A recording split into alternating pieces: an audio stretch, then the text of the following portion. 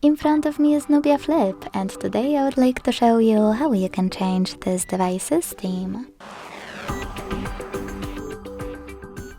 Begin by launching settings and clicking on personalization settings right away. Then you need to click on themes over here at the top.